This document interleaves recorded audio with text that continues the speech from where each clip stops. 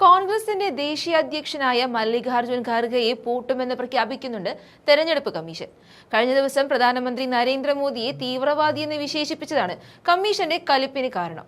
തെരഞ്ഞെടുപ്പ് കമ്മീഷന്റെ ഗോഡ്ഫാദർ ആണല്ലോ നരേന്ദ്രമോദി. അപ്പോൾ പിന്നെ ഒരിക്കലും സഹിക്കാൻ കഴിയുന്ന തെറ്റല്ല മല്ലികാർജ്ജുൻ ഖാർഗെയിൽ നിന്നും ഉണ്ടായിരിക്കുന്നത്.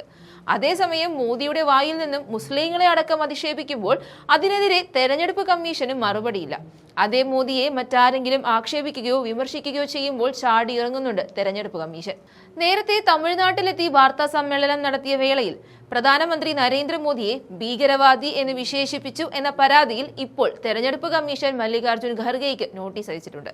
പരാതിയിൽ 24 മണിക്കൂറിനകം മറുപടി നൽകണമെന്നാണ് കമ്മീഷന്റെ നിർദ്ദേശം. ഇല്ലാത്തപക്ഷം നടപടി സ്വീകരിക്കുമെന്നാണ് തെരഞ്ഞെടുപ്പ് കമ്മീഷന്റെ വിമർശനം. ഖർഗെയ്ക്കെതിരെ നടപടി ആവശ്യപ്പെട്ട് കേന്ദ്രമന്ത്രിമാരടങ്ങുന്ന BJP പ്രതിനിധി സംഘം കമ്മീഷനെ കണ്ടതിന് തൊട്ടു പിന്നാലെയാണ് ഈ നീക്കം നടന്നിരിക്കുന്നത്. കേന്ദ്രമന്ത്രിമാർ വട്ടം നിന്ന് തെരഞ്ഞെടുപ്പ് കമ്മീഷനെ കൊണ്ട് ഒപ്പുവെപ്പിച്ചതാണോ ഈ നടപടികളെന്നും സംശയിക്കുന്നുണ്ട്. നേരത്തെ തെരഞ്ഞെടുപ്പ് പ്രചാരണത്തിനിടെ ദൂരദർശനിലൂടെ പ്രതിപക്ഷ പാർട്ടികൾക്കെതിരെ പ്രധാനമന്ത്രി നടത്തിയ രാഷ്ട്രീയ കടന്നാക്രമണം ചട്ടലംഘനമാണെന്ന് കാട്ടി നൽകിയ പരാതിയിൽ കമ്മീഷൻ മൗനം തുടരുകയാണ്. അധികാരത്തിലിരിക്കുന്നവർ ഔദ്യോഗിക മാധ്യമങ്ങളിലൂടെ രാഷ്ട്രീയ പ്രചാരണം നടത്തരുതെന്ന പെരുമാറ്റച്ചട്ടത്തിലെ 4-ാം വകുപ്പിന്റെ ലംഘനമാണ് പ്രധാനമന്ത്രി നടത്തിയതെന്ന് ചൂണ്ടിക്കാട്ടി പ്രതിപക്ഷം പരാതി നൽകിയിട്ട് 3 ദിവസം പിന്നിട്ടു. എന്നാൽ ഇതിൽ ഇതുവരെ യാതൊരു നടപടിയും ഉണ്ടായിട്ടില്ല. പ്രധാനമന്ത്രി മോദിക്ക് എന്ത് തൊട്ടിത്തരം വേണമെങ്കിലും പറയാം, വർഗീയമായി അധിക്ഷേപിക്കാം. അപ്പോഴെല്ലാം വായിൽ പഴം തിരികിയതുപോലെയുള്ള സമീപനമാണ് കമ്മീഷനിൽ നിന്നും ഉണ്ടാകുന്നത്. അതേ മോദിയെ ആരെങ്കിലും വിമർശിച്ചാൽ ഉടനടി നടപടിയുണ്ടാകുമെന്ന് പുതിയ സംഭവ വികാസങ്ങൾ തെളിയിക്കുന്നുണ്ട്.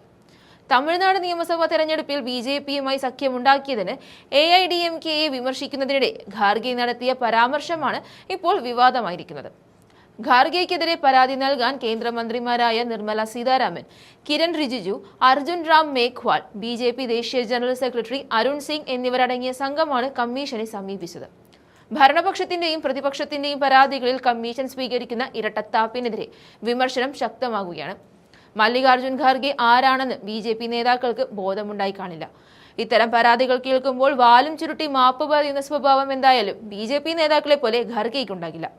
സീതാറാം കേസരിക്ക് ശേഷം ഗാന്ധി കുടുംബത്തിന് പുറത്തുനിന്ന് കോൺഗ്രസിലെ തലമുതിർന്ന രാഷ്ട്രീയക്കാരനായ ഇദ്ദേഹം നിരവധി പ്രതിസന്ധികളെ അതിജീവിച്ചാണ് നിലവിൽ ഇന്ത്യയിലെ ഏറ്റവും പഴയ രാഷ്ട്രീയ പാർട്ടിയുടെ പ്രസിഡന്റ് പദവിയിലെത്തി നിൽക്കുന്നത്. ഹൈദരാബാദിലെ നൈസാമിന്റെ സ്വകാര്യ സൈന്യമായിരുന്ന റസാക്കർമാർ നടത്തിയ തീവെപ്പിൽ ഖാർഗെയ്ക്ക് തന്റെ അമ്മയെയും സഹോദരിയെയും നഷ്ടപ്പെട്ടു. ഖാർഗെ ഈ ആക്രമണത്തിൽ നിന്നും കഷ്ടിച്ച് രക്ഷപ്പെടുകയായിരുന്നു. ആ പോരാട്ട വീര്യമാണ് ഇന്ന് ഇന്ത്യയിലെ ഏറ്റവും വലിയ പാർട്ടിയുടെ തലപ്പത്തേക്ക് ഖാർഗെയെ കൊണ്ടെത്തിച്ചതെന്ന് കാണാം. അത്തരം പാരമ്പര്യമുള്ള ഖാർഗെയെ ഒരു നോട്ടീസ് അയച്ച് പേടിപ്പിക്കാമെന്ന് തെരഞ്ഞെടുപ്പ് കമ്മീഷൻ കരുതിയെങ്കിൽ തെറ്റിയെന്ന് മാത്രമാണ് ഈ സാഹചര്യത്തിൽ പറയാനുള്ളത്.